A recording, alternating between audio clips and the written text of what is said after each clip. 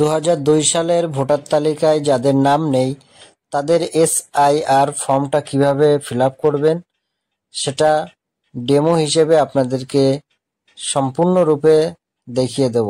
এবং অনেকে বিভ্রান্ত হচ্ছেন সম্পর্ক জায়গায় কার সম্পর্কটা লিখতে হবে।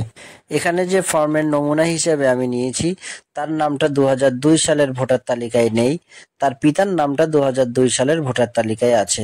তো সম্পূর্ণ ভিডিওটি দেখুন এবং 2002 সালের ভোটার তালিকায় নাম না থাকলে কিভাবে তার পিতার নাম সহ ডিটেলস লিখতে হয় সেটা এখান থেকেই দেখে নিন।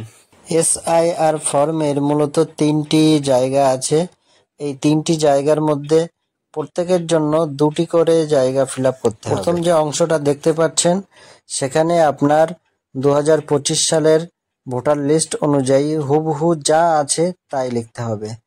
এই অংশটি যাদের 2002 সালের ভোটার তালিকায় নাম আছে তাদের জন্য বরাদ্দ।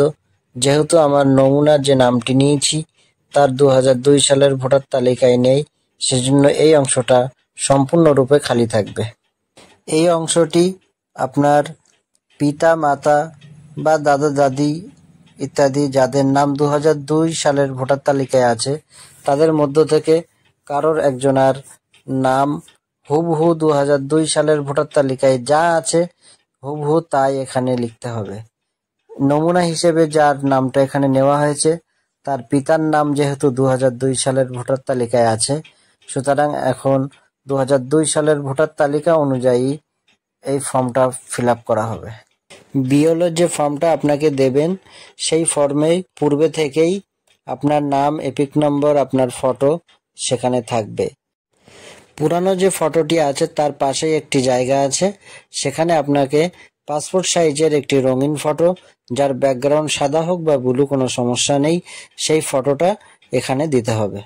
পূর্বেই বলেছিলাম যে এই অংশটি 2025 সালের লিস্ট অনুযায়ী আপনাকে ফিল আপ করতে হবে।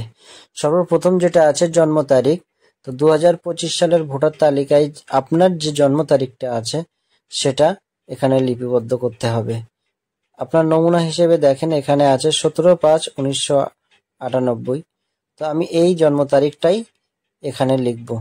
তারপরেই আছে আধার নম্বর, ঐচ্ছিক, আপনার আধার নাম্বার দিতেও পারেন, চাইলে নাও দিতে পারেন, তো যেহেতু আছে সেজন্য দিয়ে দিলাম সুবিধার জন্য।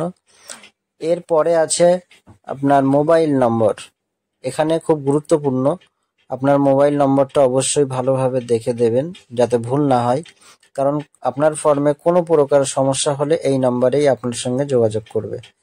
তারপরে আছে পিতার বা অভিভাবকের নাম, এখানে আপনার 2025 সালের লিস্টে যে পিতার নাম লেখা আছে আপনার ভোটার আইডি কার্ডে অথবা আপনার ভোটার লিস্টে 2025 সালের হুবহু সেই নামটাই আপনি এখানে লিপিবদ্ধ করবেন। এখানে যে নামটা আছে 2025 সালের ভোটার তালিকায় পিতার নাম হিসেবে যেটা আছে আমি হুবহু সেটাই লিখে দিচ্ছি এখানে, আপনারাও ঠিক এইভাবেই লিখে দেবেন। এরপরে পিতার যদি আপনার এপিক নাম্বার থাকে তাহলে সেই এপিক নাম্বারটাও আপনি দেবেন। এই এপিক নাম্বারটা অবশ্যই আপনার পিতার যে ভোটার আইডি কার্ড আছে বা ভোটার লিস্ট আছে 2025 সালের লিস্ট অনুযায়ী যে এপিক নম্বরটা থাকবে সেই এপিক নম্বরটা আপনাকে লিখতে হবে। অবশ্যই এই অংশগুলো 2025 সালের লিস্ট অনুযায়ী ফিল আপ করবেন। প্রত্যেকটি বিষয় 2025 সালের যে ইনফরমেশন আছে সেইভাবেই ফিল আপ করবেন। এরপরে মায়ের নাম, মায়ের এপিক নম্বর, স্বামী স্ত্রীর নাম যদি থাকে স্বামী স্ত্রীর এপিক নম্বর, অর্থাৎ আপনার মায়ের নাম লিখবেন, মায়ের এপিক নম্বরটা লিখবেন, আর যদি স্বামী হন এখানে যেহেতু পুরুষ সেজন্য স্ত্রীর নামটা এবং তার এপিক নম্বরটা লিখলাম। পরবর্তী ফর্মের যে অংশটি আছে যে আপনার 2002 সালে যেহেতু নাম নেই, তো আপনার পিতা মাতা দাদা দাদি ইত্যাদি কার নাম আছে তার 2002 সালের লিস্ট থেকে তার নামের ডিটেলসটা এখানে পূরণ করতে হবে। তো যেহেতু এই ব্যক্তির পিতার নাম 2002 সালের ভোটার লিস্টে আছে, আপনারা দেখেন 562 নম্বর সিরিয়াল নাম্বারে যে নামটা আছে ইমাবাদুল মোল্লা, পিতা এজাহার মোল্লা, এই নামটা হুবহু যা আছে আমি ফর্মে লিখে দেব।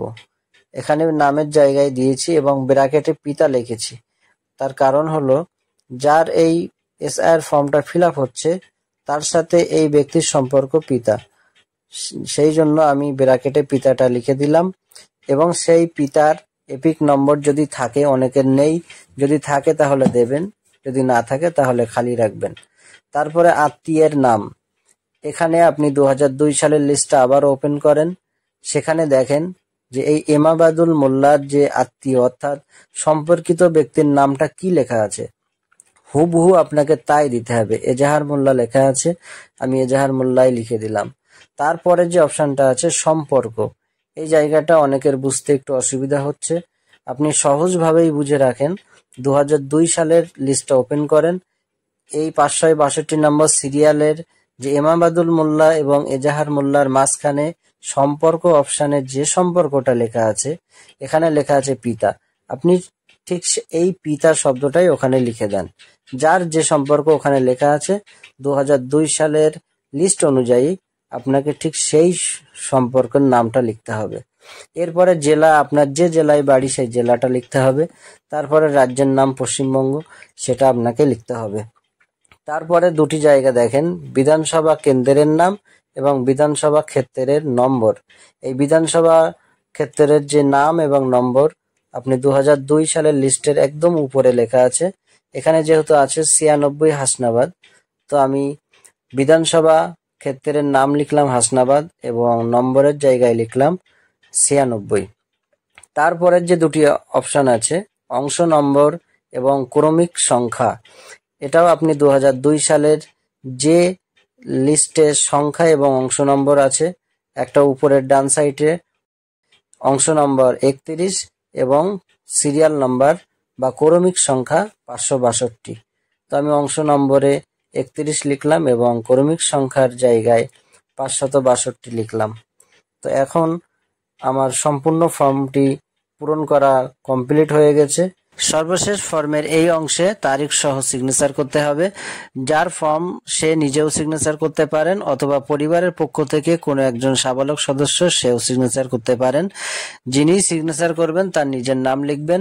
পরিবারের পক্ষ থেকে যদি সিগনেচার করেন তাহলে যার ফর্ম এবং যিনি সিগনেচার করেছেন এই দুজন ব্যক্তির মধ্যে যে সম্পর্ক আছে সেটি ব্র্যাকেটের মধ্যে লিখে দেবেন।